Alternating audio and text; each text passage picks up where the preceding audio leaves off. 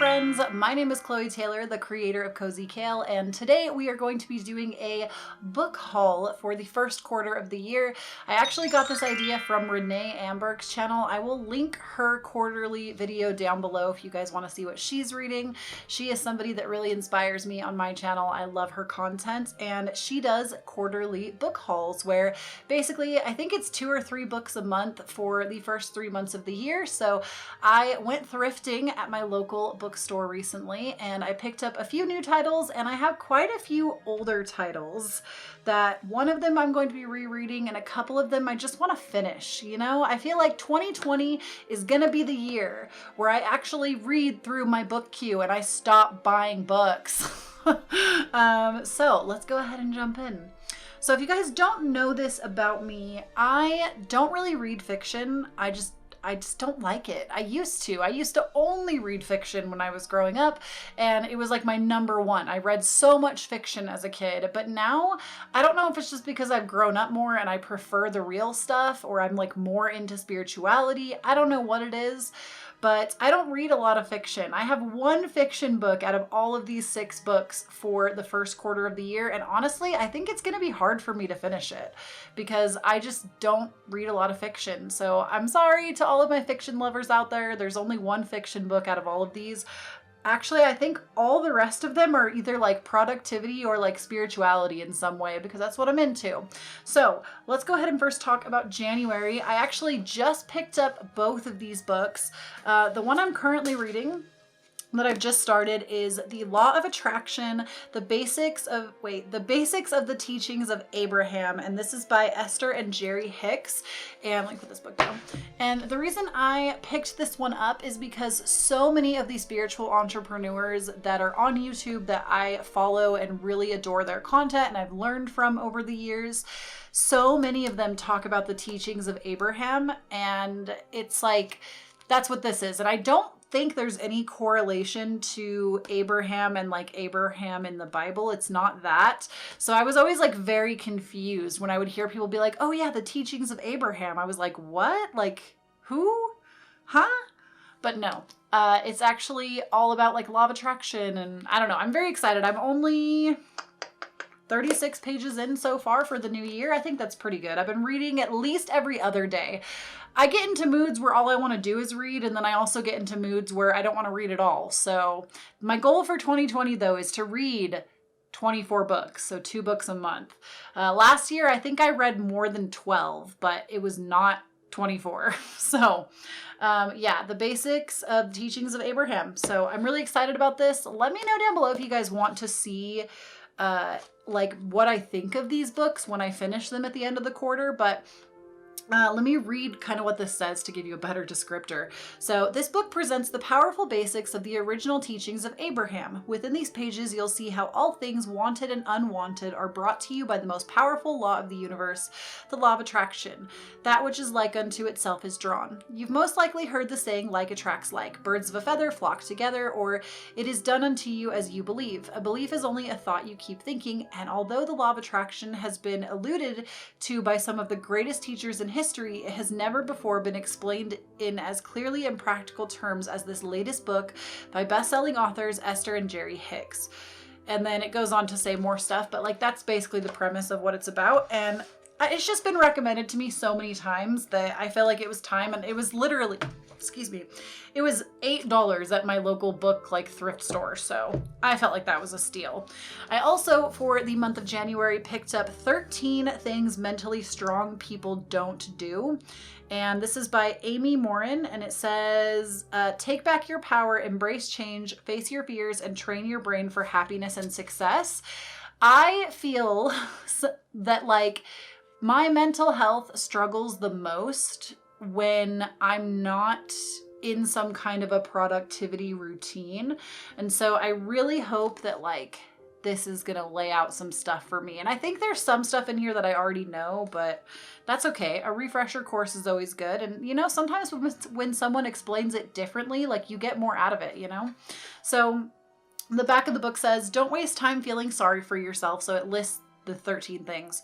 Don't give away your power. Don't shy away from change. Don't focus on things you can't control. Don't worry about pleasing everyone. Don't fear taking calculated risks. Don't dwell on the past. Don't make the same mistakes over and over. Don't resent other people's success. Don't give up after the first failure. Don't fear alone time. Don't feel the world owes you anything. And don't expect immediate results. This book is in really great condition, and it actually costed the most out of that entire book trip that me and my husband both got like a few books. But yeah, this book, I'm excited. This one seems very, very, very up my alley. I read a lot of stuff like this. So I'm very excited. I've never read anything by this author. So January is going to be fun. So moving on to February, I decided to put the fiction book in February. I don't know why, but for fiction, the one fiction book out of the first quarter of the year is this book, and it is a little tattered because I got it thrifted, but this is A Court of Thorns and Roses by Sarah J. Maas, I think is how you say that. It's a very thick book. She thick though. And this is part of a series. And I haven't even read the back. I have no idea what this is about. My good friend Katonic, shout out to you. She actually recommended this book to me. So that's why I picked it up, because she was like, Chloe, you're going to love this book. I know you don't read fiction, but like you should really check this one out. So I'm hoping that I'm going to enjoy it, because like I said, I feel like with fiction, I don't read a lot of it and it's hard to get me. So when 19-year-old huntress Fayer kills a wolf in the woods, a beast-like creature arrives to demand retribution. Dragged to a treacherous magical land she knows about only from legends, Fayer, I think is how you say it, discovers that her captor is not an animal, but Tamlin, one of the lethal immortal fairies who once ruled their world. As Fayer dwells on his estate, her feelings for Tamlin transform from icy hostility into fiery passion that burns through every lie and warning she's been told about the beautiful, dangerous world of the Fae. But an ancient, wicked shadow over the fairylands is growing, and Fayer must find a way to stop it or doom Tamlin and his world forever. Ooh, I got goosebumps reading that. I feel like this might hit, you know? That's exciting. And it's like, this is like a freaking Harry Potter book. Like, this shit's long. This says that it is, let's see, 419 pages. Katonics, this better be good, or I'm coming for you. That is a long book. And then because that book is so long, I picked a very short book for February that I've actually read before, but I haven't read it since I think 2014. So it's definitely time for a refresher. I talk about this book all the time. I've recommended it to so many people, and it is The Four Agreements by Don Miguel Ruiz. I've talked about this book on my channel before in past book hauls. This is like one of the books that changed my life for the better. And it's so short, like the writing is huge. I don't know if you can see that. The writing is huge, and it's like just over 100 pages. I could read this in like an afternoon. So for February, I picked a very short book on purpose. And oh, I didn't even tell you what it was about. I'm so rude. So this book basically goes over the 4 agreements that you need to make with yourself to live like a better life, or to live your best life. And here are the 4 agreements. Be impeccable with your word. Speak with integrity. Say what you mean. Avoid using the word to speak against yourself or to gossip about others. Use the power of your words in the direction of truth and love. Don't take anything personally. Nothing others do is because of you.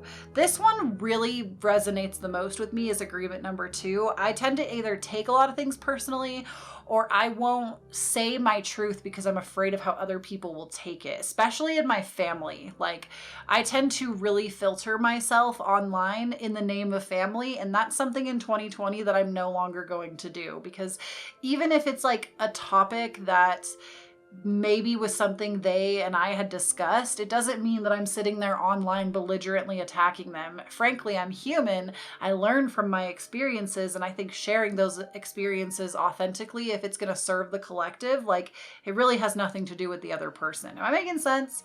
I feel like this is the one, like, this is a big part of the reason I wanted to read this. So, nothing others do is because of you. What others say and do is a projection of their own reality, their own dream. When you are are immune to the opinions and actions of others, you won't be the victim of needless suffering. Don't make assumptions. Find the courage to ask questions and to express what you really want. Communicate with others as clearly as you can to avoid misunderstandings, sadness, and drama. With just this one agreement, you can completely transform your life. And lastly, always do your best. Your best is going to change from moment to moment. It will be different when you are healthy as opposed to sick. Under any circumstance, simply do your best and you will avoid self-judgment, self-abuse, and regret. So, love that. Like I said, I've read it before. It's a fantastic book. I feel like my mouth is like dry.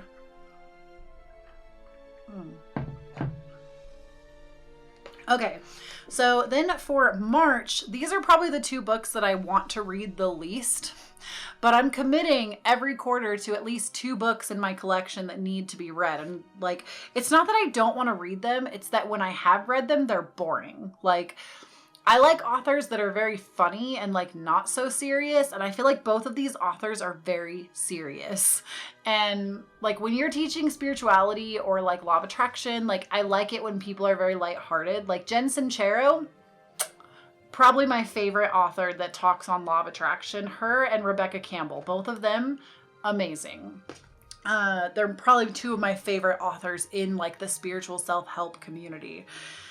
These 2 people are very, very, very serious, and that's not a bad thing. Like, they teach really amazing stuff, but I find their books to be a little bit dry and sometimes boring because of that. So I've never finished either of these books, but first and foremost, we have The Completion Process, the practical guide of putting yourself back together again. And this is by Teal Swan. I know Teal Swan is extremely controversial online, but I have to tell you, even if I don't agree with every single little thing that Teal Swan teaches, most of her messages I do agree with, and I would stand by that 100%. Most of the stuff she teaches, I really do stand behind. I think she has a really different worldview than a lot of people. And I think sometimes her content, some people just are not ready to hear what she has to say. And they like come for her. But I think most of the stuff she teaches is so thought-provoking and very in line with depth psychology. And yeah, so this book... It says The Completion Process. Few of us have lived through the kind of suffering Teal Swan endured. 13 years of ritual abuse at the hands of a cult. But all of us have been fractured by trauma in one way or another. Your wounds may be visible as bodily scars, or they may show up in the form of anxiety, depression, or PTSD. Or you may simply be struggling in your life for reasons you simply don't understand. The good news is that you can heal your wounds. The completion process invites you as a profound journey of self-exploration and self-restoration to reclaim the lost parts of you and return to a joyous life, no longer inhibited by the past or terrified of the future. Drawing on her wide range of extrasensory abilities,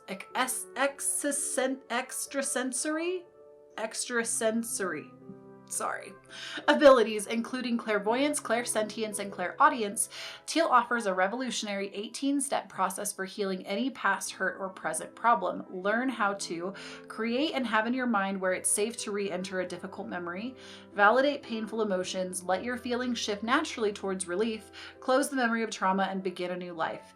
This is not only healing work, it's also the work of enlightenment. It will lead you with a stronger sense of value and hope in the world, and the assurance with a stronger sense of value and hope in the world, and the assurance that life can be good again. So do you see what I mean by like serious? That's like a very serious, heavy. So I feel like I started to read this book and it was very interesting. Like I didn't dislike it. I just think I got kind of bored. So I want to pick it back up, see where we are in March. And then lastly, this book, so many people have recommended to me. I got through, actually, I read quite a bit of this book. I got through the first 84 pages and I was still bored. So I feel like I'm very I require a lot of stimulation. I'm a Gemini moon. I require a lot of stimulation. So getting me to just chill out and read a book is already kind of difficult enough that it has to be entertaining or I'm bored out of my mind. So The Power of Now, A Guide to Spiritual Enlightenment by Eckhart Tolle or Tolle. I'm not sure exactly how you pronounce it, but this book It says, to make the journey into the power of now, we will need to leave our analytical mind and its false created self, the ego, behind.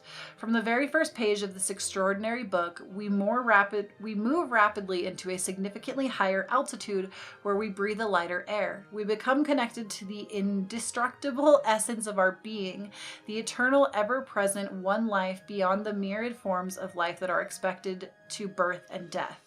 Although the journey is challenging, Eckhart Tolle uses simple language and an easy question and answer format to guide us. A word-of-mouth phenomenon since its first publication, The Power of Now is one of those rare books with the power to create an experience in readers, one that can radically change their lives for the better. So, Power of Now.